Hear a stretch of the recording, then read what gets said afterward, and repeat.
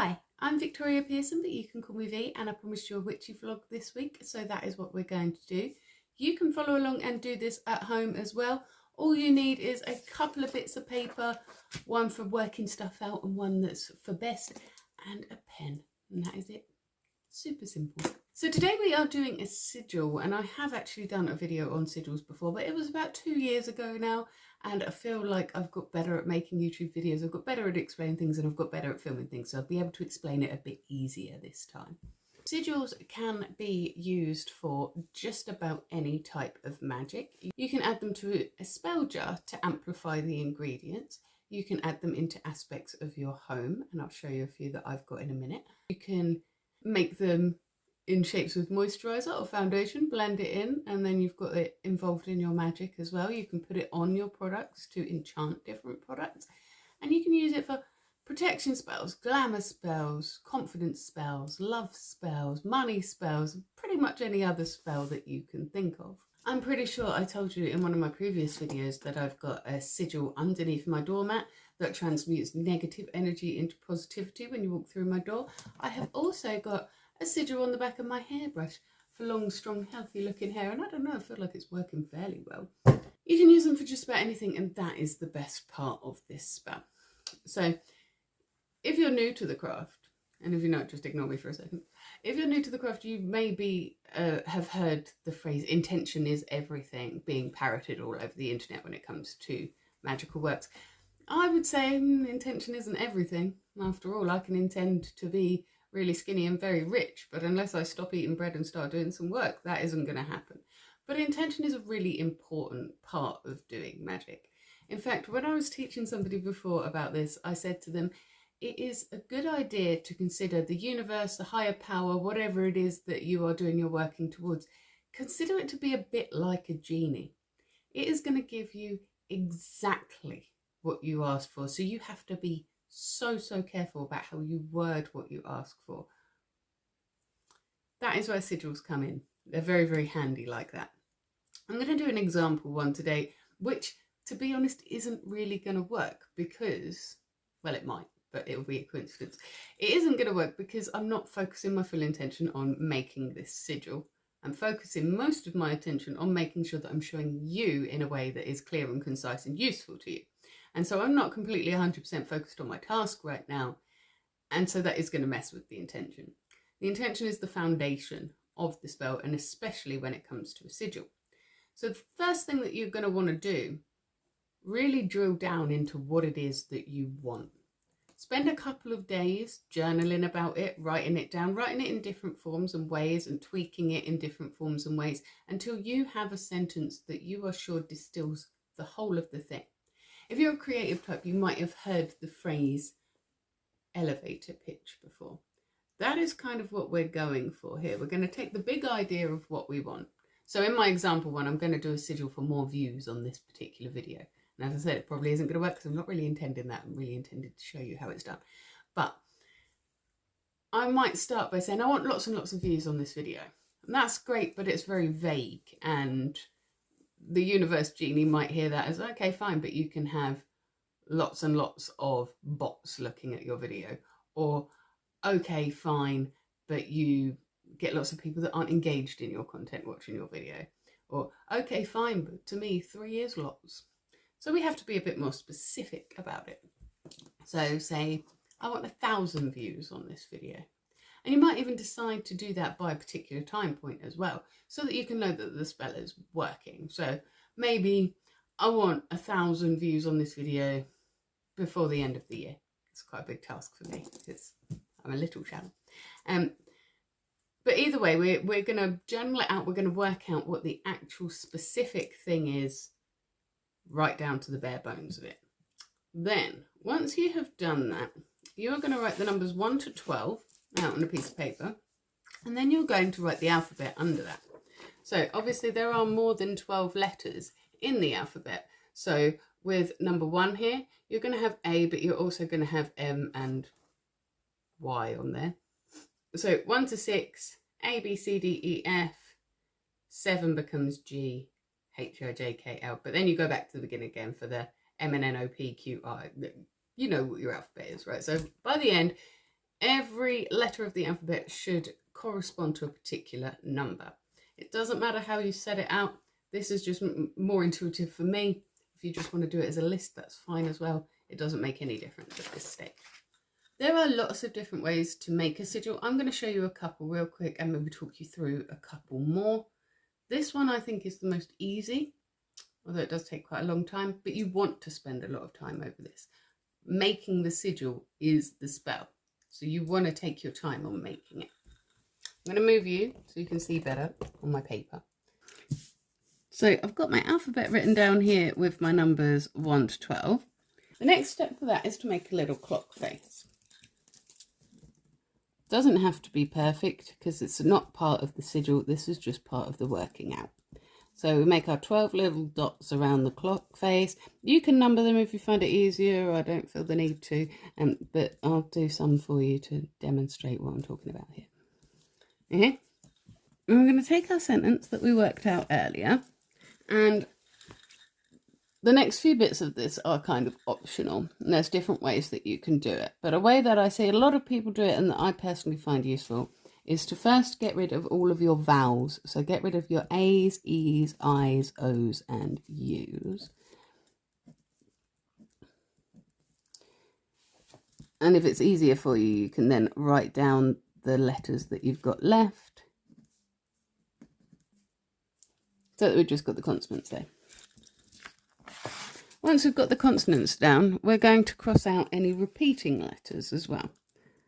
So we've got 2 D's here, so we'll get rid of one of those.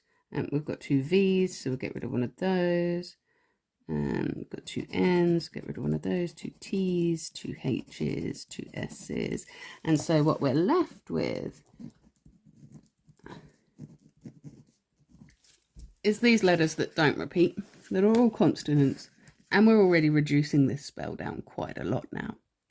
When you get to this point, this is when we can start to make a sigil. And like I said, there's different ways to do that. One of the easiest, I think, is to draw a clock face. And that's why we've got these numbers up here. Once we've drawn the clock face, we find our first letter, which in this case is T. We find it on our grid. Can you still see the grid? Yes, you can. And we find that it's a number 8. And so 8 is where we'll be starting. And then we will be going to H, which is also an 8.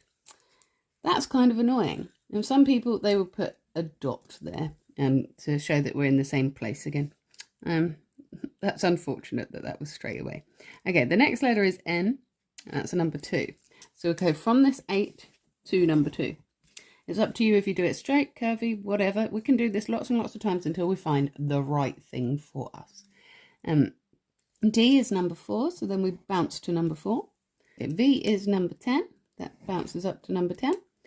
And then W is number 11, so we bounce to number 11. And the final one is the S, which is number 7, so we come down to number 7. And so if we were doing this as a sigil, which looks very messy and not very aesthetic at all right now, but we can make it pretty, we would go, and that would be the sigil. There's other ways that we can do this as well. We could take our letters, which hopefully you can still see, and we could turn them into just the lines that make them.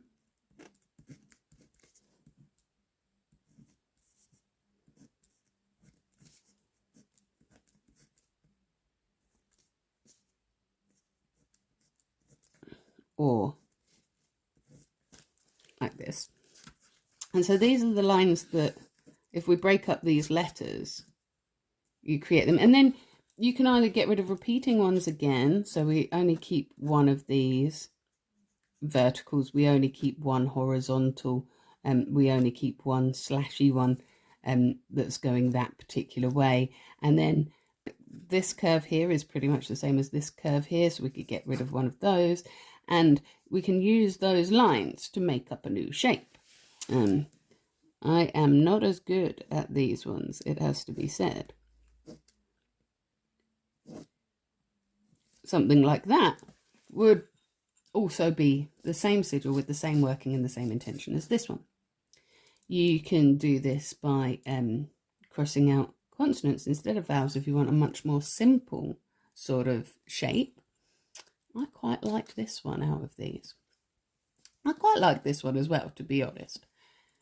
But that's what you have to do. You have to play around with the shapes of the letters or the way that the letters go until you find a shape that you're aesthetically happy with and you think, yes, this is the shape. Then, once we've got the shape, we're going to take a fresh piece of paper and we're going to draw it out again. If you want to, you can get like a fancy fountain pen or something like that at this point. It is entirely up to you. But we're just going to keep drawing that until it feels right, it feels easy, it's nice and simple to do, and you feel like, yes, that is the shape. 1,000 views on this video, this shape. And that right there is the most important part of the sigil done. You've spent time working on your intention in your head, then you've been working it out on paper, then you've been breaking it down into its various different parts before finally you've got your actual shape. Then all you have to do with this, when you're done with it, is activate it. And it really doesn't matter which of these different methods that you use, or if you find another different method that you can use. However you do it, it is going to work so much better than buying a sigil from somebody, because their intention is to make money with that symbol. It's not to help you with whatever issue you're making a sigil for. Any magic that we do for ourselves is automatically more powerful. Any tools that we make for ourselves are automatically more powerful because we've poured our energy into them. And so this sigil that you have squiggled in 15 minutes with me, it's going to be a lot more powerful than any Etsy spell that you're going to buy, because you've put your intention and your time into it. There are a ton of different ways to activate a sigil, and there's ways to make this more fancy as well if you want to. You can get a fancy notebook that you only use for your sigils and use that specific paper for those sigils, and so it becomes meaningful to you, making it more powerful. Or you can pick a colour that corresponds with the intention of the spell and do it in that colour pen to give it an extra kick. You can charge it under a crystal if crystals are your thing, and that's fine too. It will add more power to it. You can put herbs on it if that makes you happy. I don't know if it'd make a big difference, but you never know. But make it your own. Make it something that resonates with you, and you can make it as aesthetic or as subtle as you like. I know somebody that made a sigil that essentially looked pretty much like this, and so she could scroll it in the corner of a notebook and nobody would ever notice because she was a stealth witch. Like I said before, you can draw them with makeup on your skin or foundation or moisturizer or sunscreen on your skin and then rub them in, and that's activating that sigil on you. You can burn the sigil, especially if you want something to come to you quickly or dramatically. You can throw it into a river or a stream, a fast moving flowing piece of water, to bring it to you quicker. But I would ask that if you do that, you do it on something like a small piece of tissue paper or like a cigarette rolling paper, something like that, so that it dissolves much more quickly and it's not going to do harm to any of the aquatic life that's there, because you know the life in our rivers and streams is struggling enough at the moment. You can, as I say, you can put it, sellotape it under your doormat and then have it so that it activates every time somebody steps on it. With the one that I showed you on my hairbrush before, it activates each time I pull it through my hair. And so there are a million different ways that you can activate it as well. It's about what matters to you. You can put it inside jewellery, you can scribe it inside your shoe, you can, if it's something that you're looking to get rid of and you want out of your life, squiggle it on toilet paper, use the toilet paper for its intended purpose and then flush it away. That's a good one to get something out of your life, like forever gone, for good. So make sure that you're sure that you want rid of the thing before you do that. You can draw them in the air with, you can even use a particular finger if you want to, if you believe that different fingers correspond to different magic works. I know some people believe that. I don't know enough about it to be able to tell you which finger. You'd have to look that up for yourself, because that's not something that's part of my practice, but it's something you could do. You can draw it in the dirt on your car. You can draw it on your windows with window cleaner spray before you clean your windows. There are so many different applications for this, but it's also a really powerful spell because you take a lot of time over it, you pour a lot of intention to it, you put a lot of meaning into it, and you craft it yourself. That makes it a very, very powerful spell for both beginners and for more experienced witches. But for my beginner witches as well, it's a very, very safe spell. You're not messing with any external energies. You're not collecting any particular ingredients that you wouldn't already have in your house. And most importantly, unless you do decide to burn this, in which case do it in a fire safe thing, please. With this spell, you're not going to burn your freaking house down. And I like that kind of spell, especially when you've got the big flappy, flowy sleeves because you want to look witchy and aesthetic to draw people into your YouTube video. Anyway, join me on Monday for my next vlog.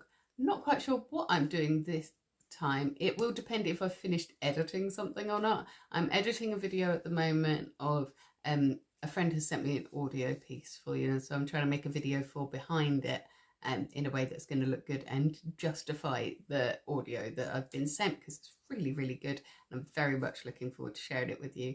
But if you can't wait until then to see me again, I will be here every single morning in your shorts, taking a great big deep breath, letting you know what I'm grateful for. Sometimes I'm letting you know what's challenging me that day as well. And I will also be here on a Witchy Wednesday doing an intuitive tarot card pull for you too.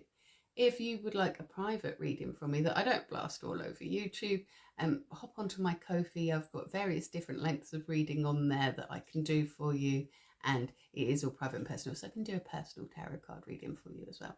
Like and subscribe, or don't, I'm not your mum, and either way, you have yourself a magical week.